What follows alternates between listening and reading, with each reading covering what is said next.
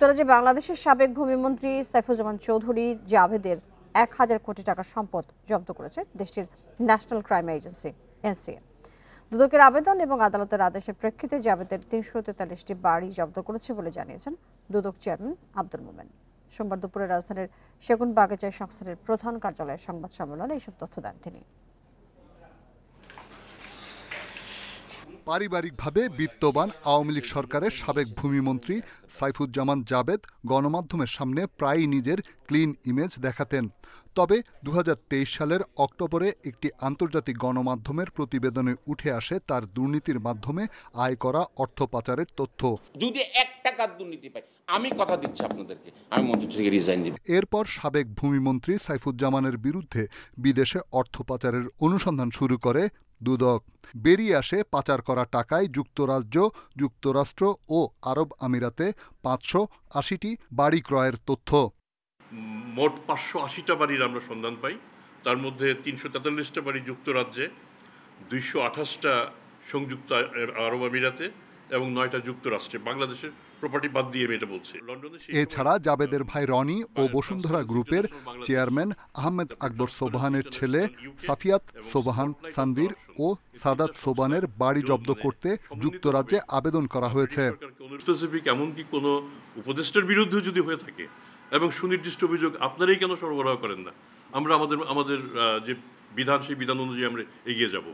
আপনারাই চেষ্টা করে দেখুন, যদি সেরকম স্পেসিফিক, মানে তিনি কোটি কোটি টাকা আত্মসাৎ করেছেন, তিনি লক্ষ লক্ষ টাকা নিয়ে গেছেন, এটা তো অভিযোগ না। অভিযোগটা হতে স্পেসিফিক, সেরকম অভিযোগ দেন, আমরা আগাবো। এদিকে ঋণ জালিয়াতির অভিযোগে যুক্তরাজ্যে নিযুক্ত সাবেক হাই কমিশনার সাইদা মুনা তাসনিম ও তার স্বামী তৌহিদুল ইসলামের বিরুদ্ধে অনুসন্ধান শুরু হয়েছে বলে জানান দুদক চেয়ারম্যান। এগিয়ে যাচ্ছি, দেখা যাক কি হয়। রিশাদ হুদা, ইন্ডিপেন্ডেন্ট নিউজ, ঢাকা। লন্ডনের প্রধান উপদেষ্টা এবং তারেক রহমানের বৈঠকে ফেব্রুয়ারিতে নির্বাচন আয়োজনের সিদ্ধান্ত দ্রুত নির্বাচন কমিশনকে জানানোর জন্য সরকারকে আহ্বান জানিয়েছেন বিএনপির স্থায়ী কমিটির সদস্য সালাউদ্দিন আহমেদ। জাতীয় প্রেস ক্লাবে এক আলোচনায় এই দাবি জানান তিনি। বলেন, এই প্রক্রিয়াতে এই দেশে গণতন্ত্র ফিরবে।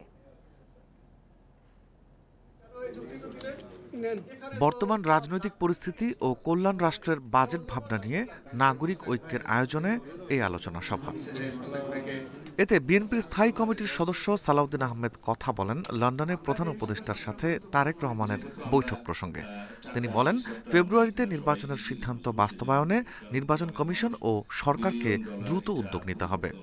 লন্ডনের আলোচনার সূত্র ধরে যে সিদ্ধান্তটা হয়েছে, সেটা খুব শিগগির ইলেকশন কমিশনে যথাযথ প্রক্রিয়ায় কমিউনিকেট করবেন বলে আশা করি, যাতে ইলেকশন কমিশন জনগণের সামনে বলতে পারে যে তারা সরকারের কাছ থেকে একটা পরামর্শমূলক বা নির্দেশনামূলক মেসেজ পেয়েছে।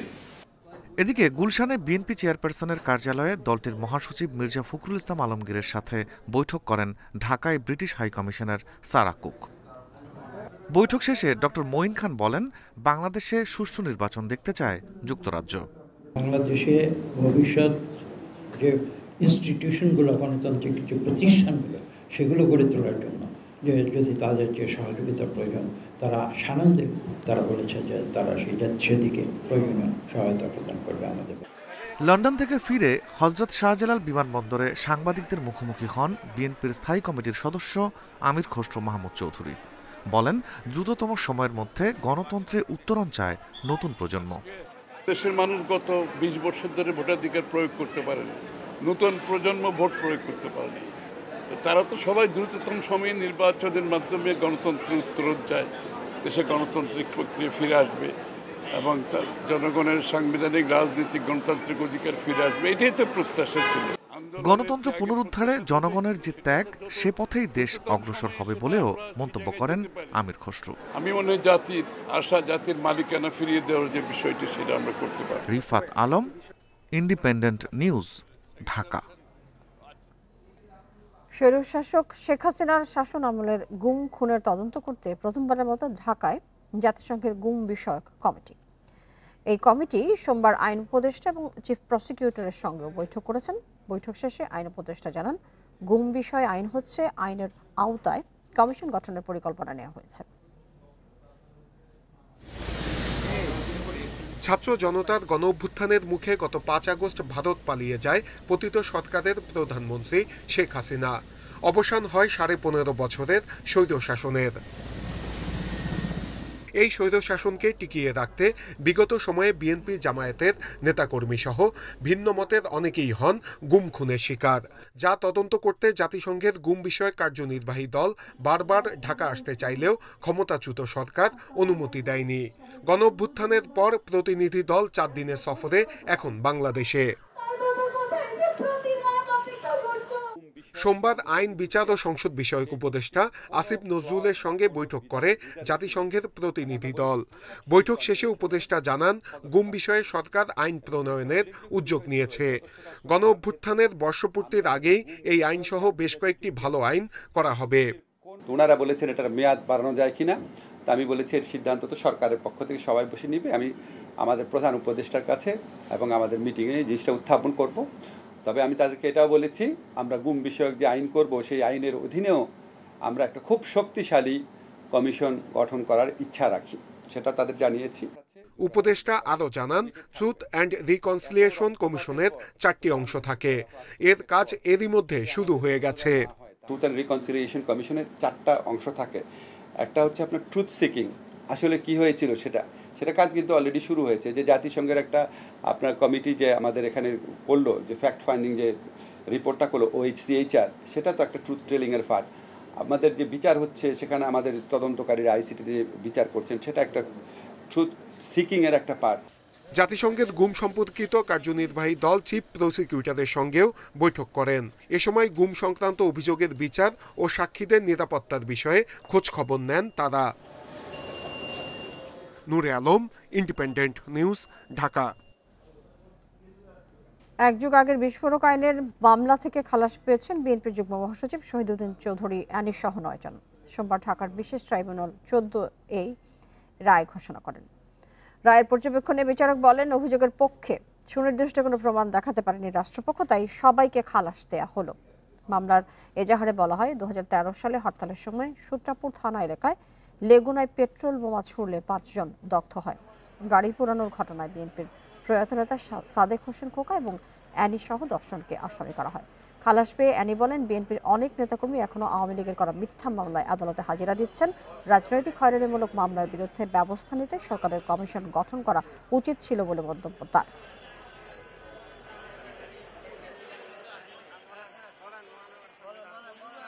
যারা আমরা ফ্যাসিস্টের বিরুদ্ধে লড়াই করেছি, সংগ্রাম করেছি, সকল মামলা এখন প্রত্যাহার হয় নাই। এটা আমাদের একটা কষ্টের জায়গা।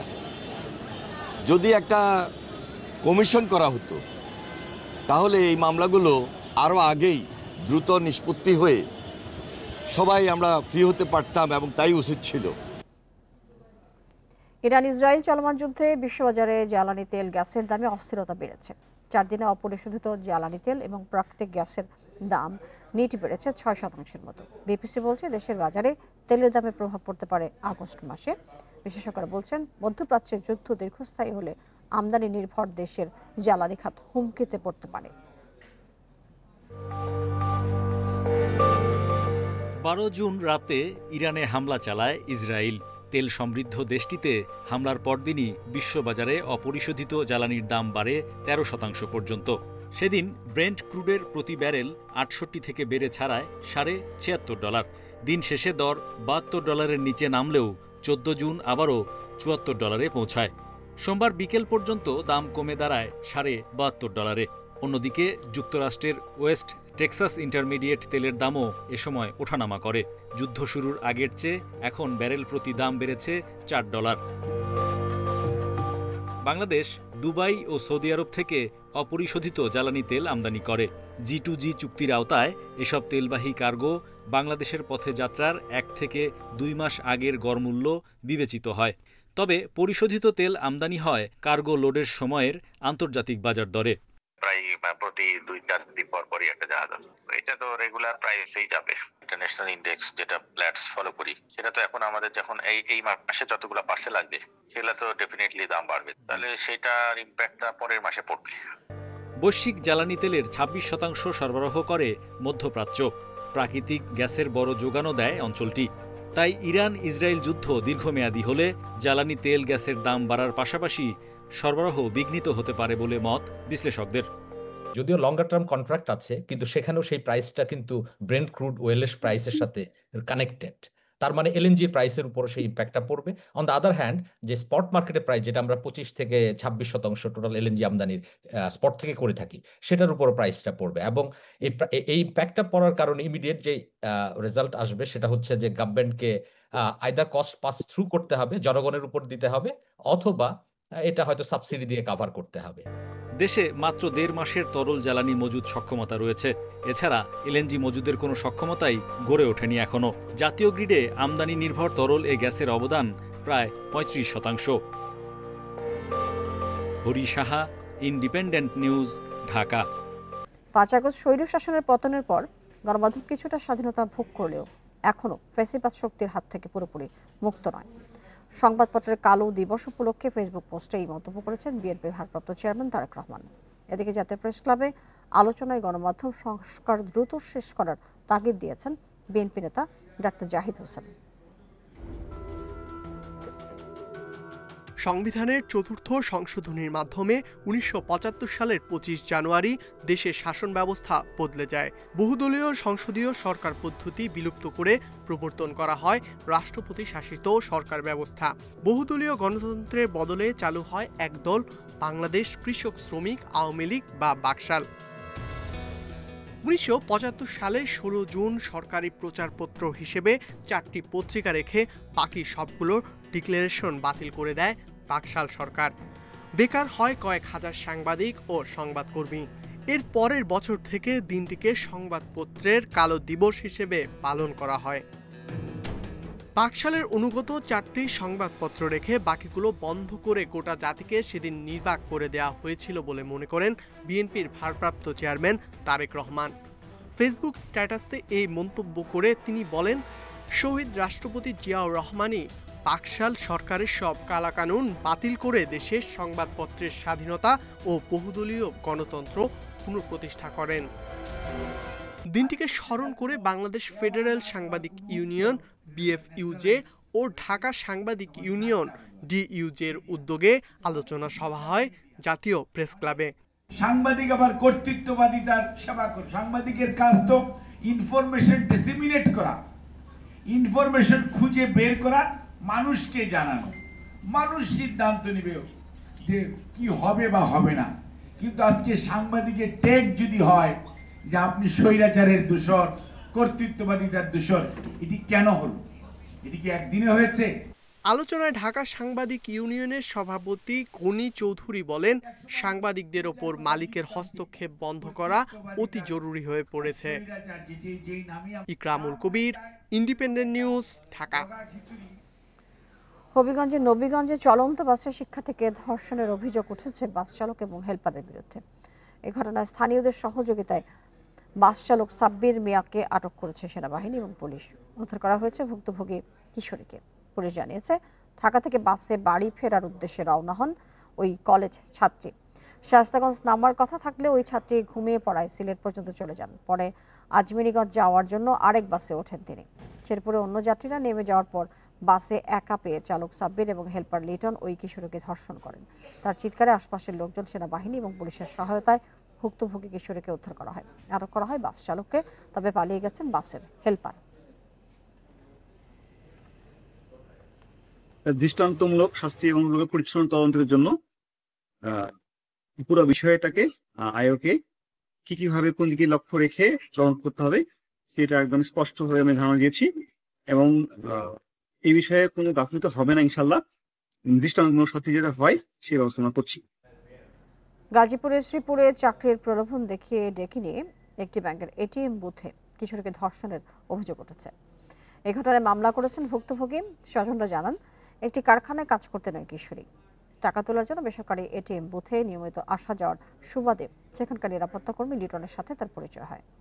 অন্য কারখানায় ভালো বেতনের চাকরি দেওয়ার আশ্বাস দিয়ে রোববার সকালে কিশোরীর বাবা এবং কিশোরীকে ওই বুথে ডাকেন লিটন। এক পর্যায়ে কিশোরীর বাবাকে বাড়িতে পাঠিয়ে দিয়ে লিটন বুথের ভেতরে কিশোরীকে ধর্ষণ করে।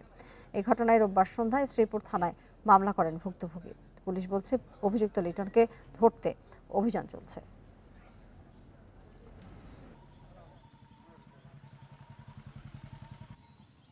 ডাচ বাংলা ব্যাংকের নিরাপত্তা কর্মী, সে তাকে একটা চাকরি দেওয়ার প্রলোভন দেখিয়ে তাকে ওই বুথে বসে রাখে। এরপর তার বাবা মা আসলে তাদেরকে বলে যে তালা স্পিনিং মিলছে তাকে 12,000 টাকার বেতনে একটা চাকরি দিবে, তাদেরকে চলে যেতে বলে। সেই ক্ষেত্রে ভিকটিমের বাবা মা চলে গেলে সে বুথের ভিতরে তাকে দর্শন করে। ভরা মৌসুমে রাজশাহীতে আমের বাজারে নেমেছে ধস। টানা ছুটিতে আম পরিবহন বন্ধ থাকায় থমকে গেছে বেচাকেনা। পাইকারি বাজারে লক্ষণভোগ আম বিক্রি হচ্ছে কেজি প্রতি 15 টাকায়। ল্যাংড়া হিমসাগরের দাম প্রতি কেজি 35 টাকায় নেমেছে। গেল বছর দাম ছিল এর চেয়ে 1.5 থেকে 200 গুণ বেশি। তবে টানা ছুটি শেষ হওয়ায় আবারও আমের বাজার চাঙা হওয়ার আশা করছে কৃষি বিভাগ। আমের জন্য বিখ্যাত রাজশাহী, ক্রেতা বিক্রেতাদের হাঁকডাকে মুখরিত বানেশ্বর হাট। তবে এবার এই বাজারে নেমেছে ধস। আমের ভরা মৌসুমে ঈদের লম্বা ছুটিতে নেই কেনাবেচা। মন প্রতি লক্ষণভোগ বিক্রি হচ্ছে 600 থেকে 700 টাকায়, আর হিমসাগর ও ল্যাংড়ার দাম প্রতি মন 1400 থেকে 1600 টাকা। বাগান মালিকরা বলছেন, টানা ছুটিতে কুরিয়ার সার্ভিস বন্ধ থাকায় ঢাকার বাজারে আমের দাম পড়ে গেছে। এই কারণে পাইকারি পর্যায়ে কমেছে দর। শহরের লোকগুলো প্রায় অধিকাংশ লোকই সব গ্রামে চলে এসেছে। শহরের লোকজন না থাকার কারণে যে যেখানে আম পাঠিয়েছে সব আমগুলোই ধরা। আম ব্যবসায়ীরা বলছেন, গত বছর রাজশাহী অঞ্চলে আমের উৎপাদন কম হওয়ায় দাম ছিল বেশি। এই বছর উৎপাদন বেশি হওয়ায় দাম নিম্নমুখী। বেশি আম হয়েছে এর জন্য হাতে একটু বাজার একটু কম, এর লাগে দাম একটু কম, ফলন হয়েছে বেশি। 550, 700, 800 বিক্রি হচ্ছে। আঠি গুঠি 750, 800। ওই ন্যাংরা 1000 থেকে 1500। বহুত আম আমদানি হচ্ছে, এলেই ধরেন যে সবাই চেষ্টা করছে, আবার অনেক টাইমে দাম বাড়তি হচ্ছে। কখনো ন্যাংরা যাচ্ছে 1000 টাকা, কখনো ন্যাংরা যাচ্ছে 1600 টাকা। গরমে আম দ্রুত পেকে যাচ্ছে, সেই সাথে ছুটির কারণে পরিবহন বন্ধ ছিল। তবে বৃষ্টি হওয়ায় আমের বাজার ফের চাঙ্গা হওয়ার আশা কৃষি বিভাগের। সারা দেশে ছড়িয়ে যাওয়ার কথা ছিল, ঈদের জন্য এটা একটু স্থির হয়ে গেছে এবং আশা করি খুব দ্রুত এটা নিরসন হয়ে যাবে এবং স্মুথলি সেই আমটা সারা দেশে চলে যাবে। রাজশাহীর 9 উপজেলায় 19,500 হেক্টর জমিতে আমের আবাদ হয়েছে। লক্ষ্যমাত্রা ধরা হয়েছে 2,60,000 মেট্রিক টন, যার বাজার মূল্য প্রায় 17,000 কোটি টাকা। Independent news. আর এই ছিল এখনকার সংবাদে। আরো বিস্তারিত জানতে চোখ রাখুন ফেসবুক, ইউটিউব এবং এক্সে। ধন্যবাদ সবাইকে, সাথে থাকুন।